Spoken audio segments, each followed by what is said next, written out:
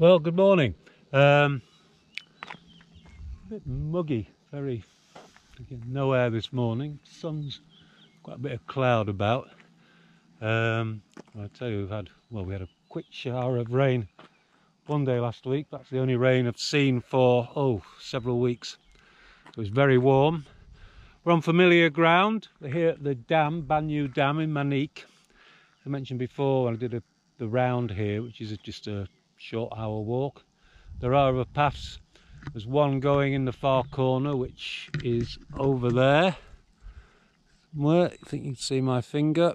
That goes over the top to Camela, and we'll do that another day. Today I'm going to try one which sets off that way and then must come round and over another hill further south and head south to the site of what is known as the tin mine, the Phuket Tin Mine Museum, and it's on a road that goes, a back road that goes from the main highway down to Katu. It's a bit of a shortcut for some people. Now, we probably won't go all the way to Tin Mine. It's closed, nothing to see from the outside. And I've looked, according to the map, if you do go the full way, it does drop down a very steep, looks almost vertical down to the road. And with my record, I don't want to be doing that just to get to the road and turn around again. So we will continue as far as almost where it drops down to the road. That's the plan, providing this path exists, of course. We never know until we try them. It's showing it there and back. It's about 11.6 kilometers. I think it's 378 meters ascent, or I worked it out, 1,222 feet. So without further ado, we'll go. It's very similar distance and climbing to the one last week in Phang Nga, but certainly won't get the views that we had there. So speak to you later. So basically we just start off as though we're doing the clockwise circuit of the lake, which you can see on another of my walks, and we just continue up the initial road. We just passed, after only about 100 meters, a path to the left. That's another walk I want to try. That was quite a flat one, and is goes around a few lagoons. I'll give that another go another day.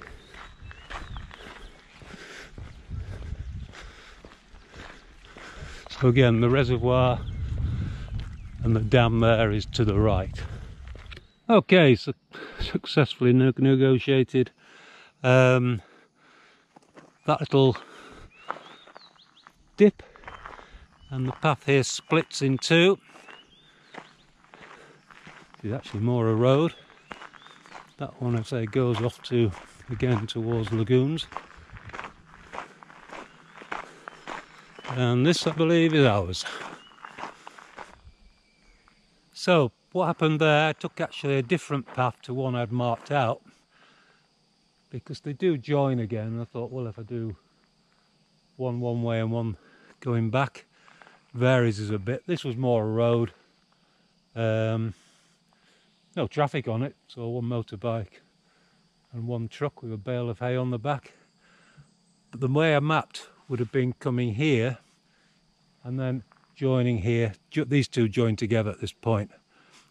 I'm guessing that one is probably flatter. This one I've just done involved going up and then down again, but we'll find that out on the way back. For now, we're back on the original route and be heading up. Well, the reason this road is here is quite clear, because it's petering out soon, but there's a farmstead here, goats and seen cattle, and it really is strange when you think about it that we're literally probably 4 or 5 kilometers from the main Phuket highway, and here we are. Literally could be middle of nowhere. Oh, well, it is the middle of nowhere in terms of Phuket. And yet another isolated farmhouse. What I've noticed, there was a little one further back as well, small one, could hear children and a couple of dogs playing. As far as I can see, there's no electricity at all coming up here. Whether they have a generator or whether they just don't bother, because there's certainly no generator running at the moment. There's a stream down there, so that'd be where they get the water from.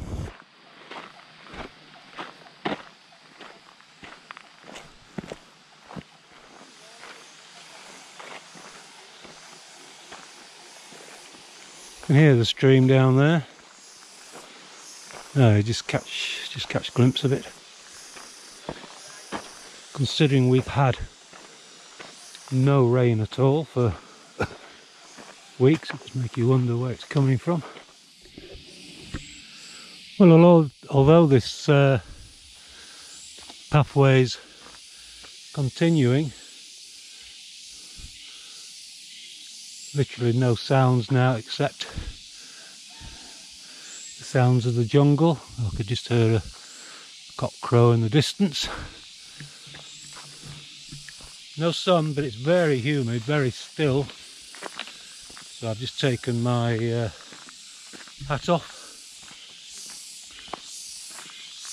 And my head was getting a bit warm. As you can see, this still winding uphill. Some nice views over this valley here. Very wild, natural. And yet just over the other side of that hill, I would guess, is the main highway. I can't quite work out why we've got this good road, which is certainly navigable by a truck and motorbikes.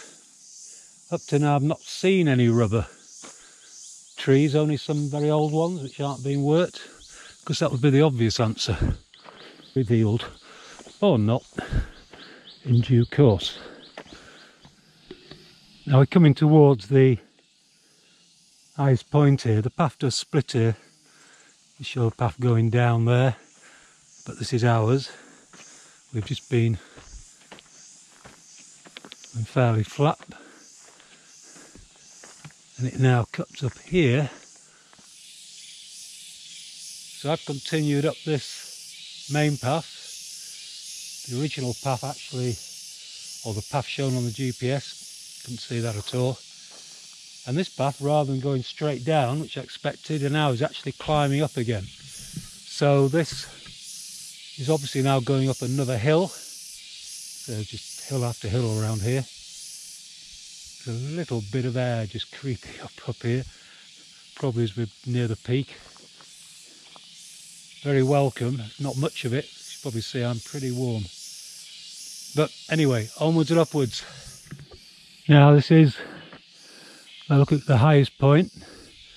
It does show, because this is swinging round now, this second hill, and should join up with a path that leads us back onto the path that was shown as we should be following, which I certainly never saw. I can, in the very distance, down in the valley, you probably won't be able to see it on here, see some buildings. Quite sure where that is, but certainly no sound up here. Now okay, this is on the right here. As you can see, nothing like the main path. It does actually show joining with the path that I should have taken if I was sticking to my original route. It actually cuts off going up this second hill.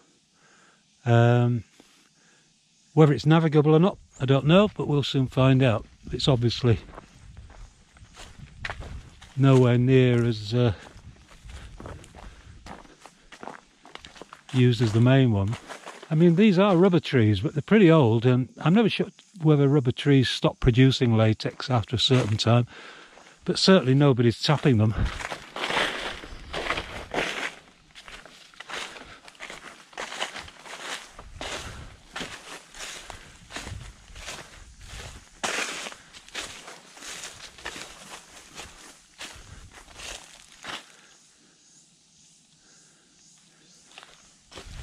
It certainly isn't clear, but we'll carry on.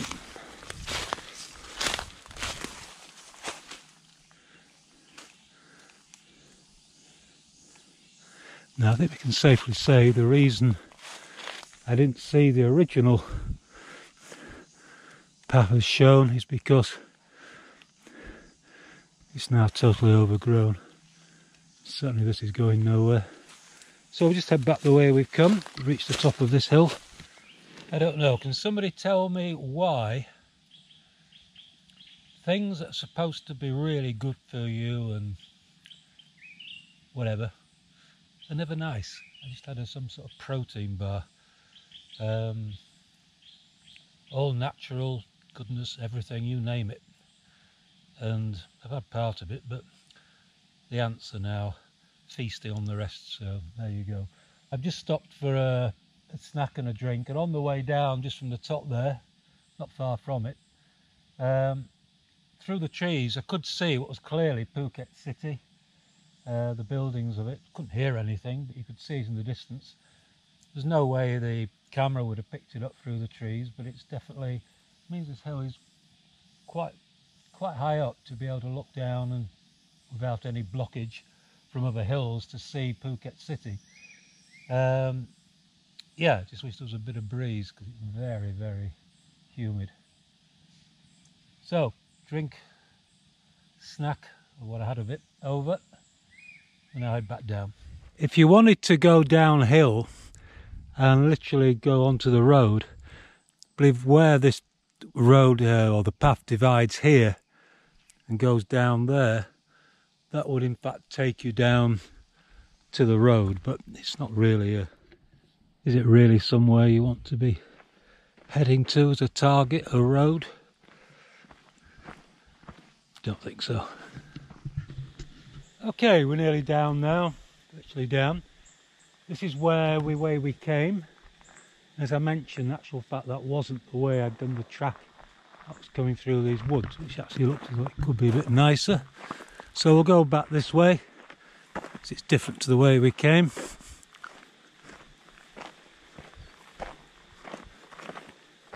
And indeed, a lot of rubber trees. Yes, certainly more attractive than the original road we came down. Well, we're nearly back at the car park now. Now on that bend is where we cut across, that's where the GPS showed the path and scramble down the bank. In actual fact, all we need to do, this is where it starts. We've just born left here a few years before, and that's the road we've been walking on. Down the bottom there will be the car park. Right, well, we're back at the car.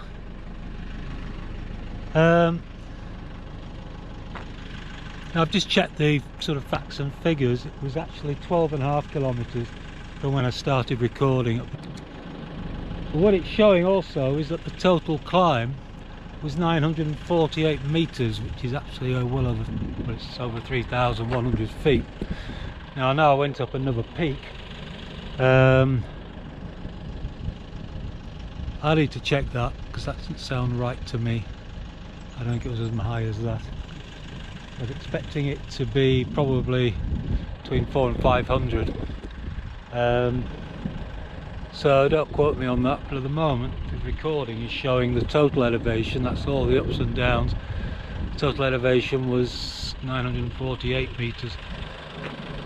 It doesn't feel like it. It's taken just over 3 hours, including stop. Very warm now. There's a nice bit of breeze down here, first breeze we've had. But again, I'm totally alone in this car park, so nobody else has been probably daft enough to go out for a walk today. But anyway, that's it.